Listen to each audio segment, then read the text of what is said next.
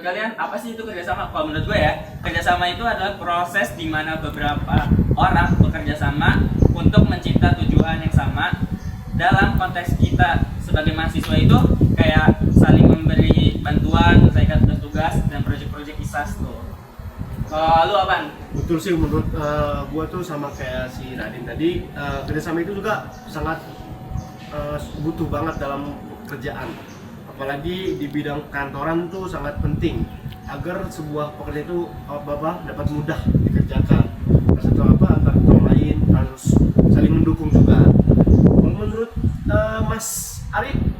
Gue setuju, karena kerjasama juga saling mendukung dan mendengarkan. Setiap pendapat dan ide harus dihargai agar semua anggota terlibat dan termotivasi. Saya rasa penting juga ya Penting. untuk menekankan bahwa kerjasama tidak hanya soal bekerja sama, tapi juga tentang komunikasi yang efektif dan saling percaya. Tanpa itu juga sulit untuk mencapai tujuan bersama. Terus kalau menurut lo, Ju, kenapa kerjasama tuh diperluin di sisi IT? Terutama di kelas kita. Kenapa sih? Menurut gue juga kerjasama itu sangat penting karena banyak tugas dan proyek yang memerlukan kolaborasi atau sama lain kan. Misalnya kayak proyek pengembangan aplikasi, kita butuh programmer, desainer, dan ahli-ahli keamanan untuk bekerjasama agar aplikasi tersebut berjalan dengan lancar dan baik. Tuh. Kalau menurut Mas Aryo? Ya bener sih, kan dalam studi kita kerjasama juga membantu kita dalam belajar sama satu dan lain. Setiap orang punya keahlian berbeda, jadi kita harus saling melengkapi. Betul. Selain itu, kerjasama juga mengajarkan kita untuk bekerja dalam tim, yang merupakan keterampilan penting di dunia kerja nanti. Banyak perusahaan yang mencari kandidat yang mampu bekerjasama dengan baik dalam tim.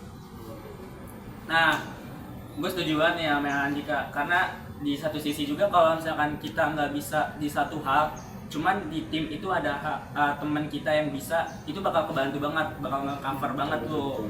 Oke, terus gue mau nanya lagi, gimana sih cara lo pada kalau ngatur kerjasama tim itu biar kompak, biar bagus? Kalau menurut gua biasanya memulai dengan membagi tugas berdasarkan minat dan keahlian masing-masing anggota. Itu untuk memastikan bahwa orang yang mengerjakan bisa mereka kuasai gitu. Kami juga menggunakan aplikasi seperti Google Drive atau Trello untuk memudahkan koordinasi dan pemantauan progres. Ini sangat membantu dalam memastikan semua anggota tetap pada jalur yang benar. Kalau menurut gua tadi sama kayak Mas Radin, kita memastikan antara satu sama lain itu menghormati serta mengerti antara anggota satu sama lain itu, serta kita membantu menciptakan lingkungan kerja yang positif dan mendukung. Oke? Halo semuanya, saya Andika Fernanda dan hari ini kita akan membahas mengenai kepemimpinan. Kepemimpinan merupakan aspek krusial dalam setiap organisasi atau tim yang secara sederhananya kepemimpinan adalah kemampuan untuk mempengaruhi dan memotivasi orang lain agar mencapai tujuan yang telah ditetapkan bersama. Seorang pemimpin yang bertanggung jawab untuk memberikan arah yang jelas kepada tim, menginspirasi mereka dan menjaga agar semua anggota tim tetap fokus pada visi dan misi yang telah ditetapkan. Kepemimpinan tidak hanya tentang memegang kekuasaan atau posisi tertinggi dalam hierarki organisasi, tetapi lebih kepada bagaimana seseorang dapat menginspirasi dan mempengaruhi orang lain dengan cara yang positif. Seorang pemimpin yang efektif mampu menumbuhkan semangat kerja dalam tim, membangun kepercayaan, dan membuat keputusan yang tepat di saat yang tepat. Nah, pentingnya kepemimpinan terletak pada kemampuannya untuk menciptakan struktur yang efisien dalam sebuah organisasi atau tim. Tanpa kepemimpinan yang baik, tim mungkin akan mengalami kebingungan dan ketidakpastian yang berpotensi menyebabkan konflik internal dan penurunan produktivitas. Sebaliknya, kepemimpinan yang baik dapat mengarahkan tim menuju kesuksesan dengan cara yang terkoordinasi dan efektif. Halo semuanya, saya Radin Fauzan. Dalam vlog kali ini kita akan membahas tentang kualitas-kualitas yang harus dimiliki oleh seorang pemimpin yang efektif. Yang pertama, komunikasi yang baik merupakan kunci utama dalam kepemimpinan yang sukses.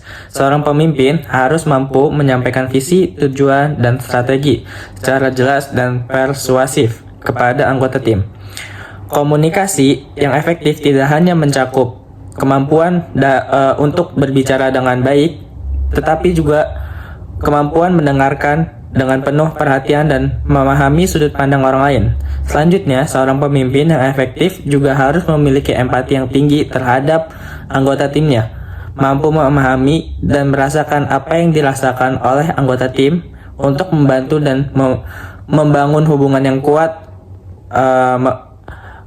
kuat dan memperkuat kepercayaan di antara mereka. Kejujuran dan integritas adalah dua aspek yang penting lainnya dalam kepemimpinan yang efektif. Pemimpin harus dapat dipercaya oleh anggota timnya untuk membuat keputusan yang benar dan etis, serta menunjukkan contoh yang baik dalam perilaku kita dan tindakan sehari-hari. Selain itu, fleksibilitas dan adaptabilitas juga merupakan kualitas yang penting. Dunia bisnis dan organisasi sering berubah dengan cepat, dan seorang pemimpin yang efektif harus mampu beradaptasi dengan perubahan ini tanpa mengorbankan visi dan tujuan jangka panjang. Assalamualaikum warahmatullahi wabarakatuh. Nama saya Kristof Faisal ini dari 2ISA 2. Pada video kali ini saya akan menjelaskan tentang pentingnya kerjasama dalam sebuah tim. Jadi kerjasama adalah kolaborasi aktif antara anggota tim untuk mencapai tujuan bersama. Lalu kemudian ini bukan hanya tentang bekerja sama secara bersama-sama, melainkan juga tentang memanfaatkan kekuatan dan keahlian individu untuk menciptakan hasil yang lebih baik daripada jika setiap orang bekerja sendiri. Salah satu manfaat utama dari kerjasama adalah penciptaan sinergi di antara anggota tim. Ketika orang-orang bekerja bersama-sama, mereka bisa menggabungkan ide-ide mereka, mengidentifikasi solusi, serta memperkuat hasil dengan perspektif mereka berbeda-beda. Kerjasama yang baik juga membantu membangun hubungan yang positif di antara anggota tim, serta menciptakan lingkungan kerja yang mendukung dan memotivasi. Oleh sebab itu, selain itu, kerjasama juga meningkatkan efisiensi dan produktivitas antara satu sama lain. Ketika tugas dibagi-bagi di antara anggota tim sesuai dengan keahlian dan kemampuan mereka masing-masing, pekerjaan dapat diselesaikan lebih cepat dan dengan lebih sedikit kesalahan. Hal ini juga mengurangi tekanan pada sebuah perusahaan serta tekanan pada individu dan menciptakan rasa tanggung jawab bersama terhadap hasil akhir, serta memiliki tugas dan tanggung jawab mereka terhadap masing-masing individu.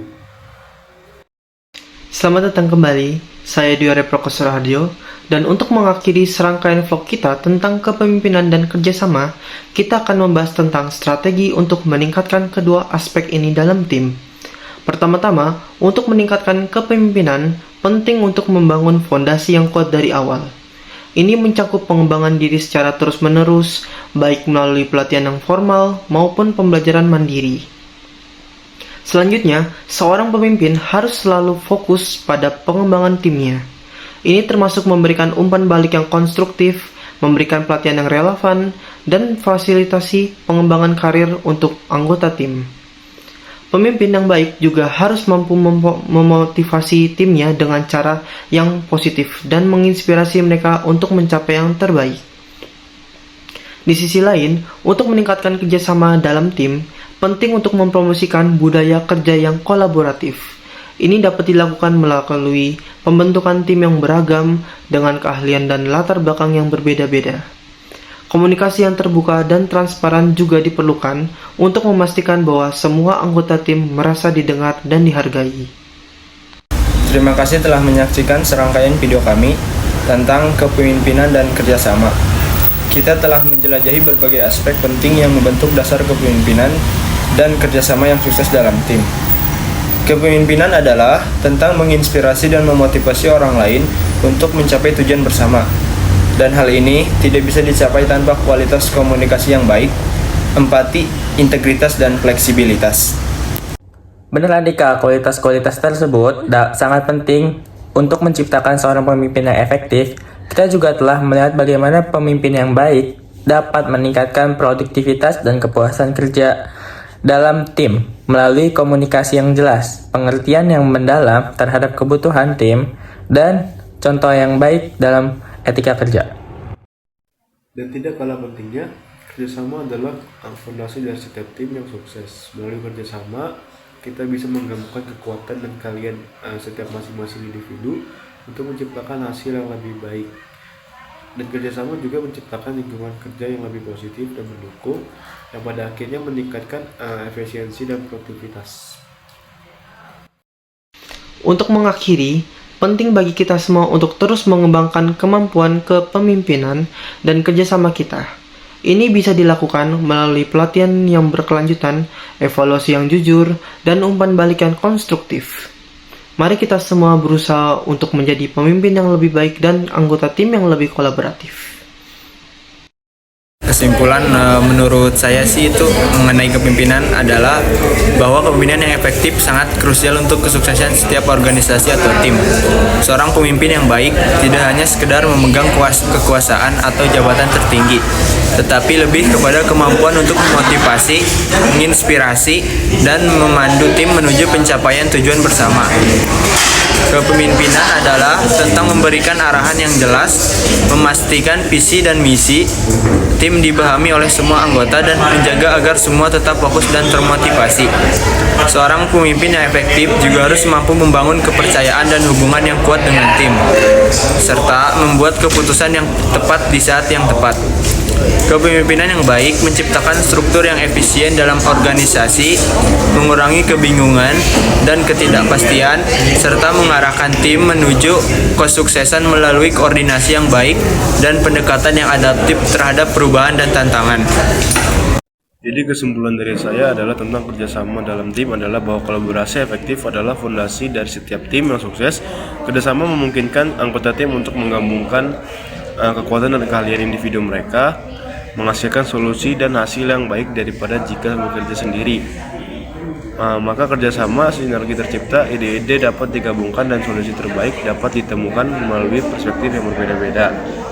Kerjasama yang baik juga membantu membangun hubungan positif di antara anggota tim, menciptakan lingkungan kerjasama yang mendukung dan memotivasi. Selain kerjasama yang efisien, membagi bekerja sesuai dengan kalian dan minat individu, meningkatkan produktivitas dan mengurangi kesalahan. Ini juga mengurangi tekanan pada individu, menciptakan rasa tanggung jawab bersama terhadap hasil akhir, dan membangun rasa saling percaya serta dukungan di antara anggota tim. Kesimpulan saya mengenai kualitas kepemimpinan yang efektif adalah bahwa beberapa kualitas inti sangat penting untuk dimiliki oleh seorang pemimpin. Komunikasi yang baik adalah kunci utama, di mana seorang pemimpin harus mampu menyampaikan visi, tujuan, dan strategi yang dengan jelas, persuasif, serta mendengarkan dengan penuh perhatian. Empati juga memerlukan kualitas penting, di mana pemimpin yang harus mampu memahami dan merasakan apa yang dirasakan oleh anggota tim. Untuk membangun hubungan yang kuat dan memperkuat kepercayaan, kejujuran dan integritas adalah dua aspek yang penting lainnya, yang menentukan seseorang pemimpin dapat dipercaya untuk membuat keputusan yang benar dan etis. Fleksibilitas dan adaptabilitas juga sangat penting, mengingat dunia bisnis dan organisasi seringkali berubah dengan cepat. Seorang pemimpin yang efektif harus mampu beradaptasi dengan perubahan ini tanpa mengorbankan visi dan tujuan jangka panjang. Terima kasih. Kesimpulan saya tentang strategi untuk meningkatkan kepemimpinan dan kerjasama dalam tim adalah bahwa pengembangan diri dan tim harus menjadi fokus utama. Untuk meningkatkan kepemimpinan, penting untuk membangun fondasi yang lebih kuat dari awal melalui pelatihan yang formal dan pembelajaran mandiri yang berkelanjutan.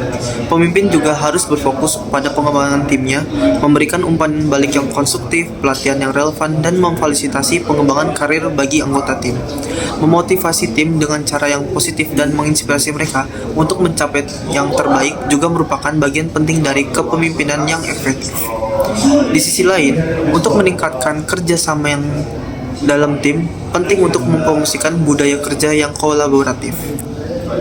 Ini bisa dilakukan melalui pembentukan tim yang beragam dengan berbagai keahlian dan latar belakang, serta memastikan komunikasi yang terbuka dan transparan. Semua anggota tim harus merasa didengar dan dihargai, yang akan meningkatkan rasa kebersamaan dan tanggung jawab bersama terhadap tujuan tim.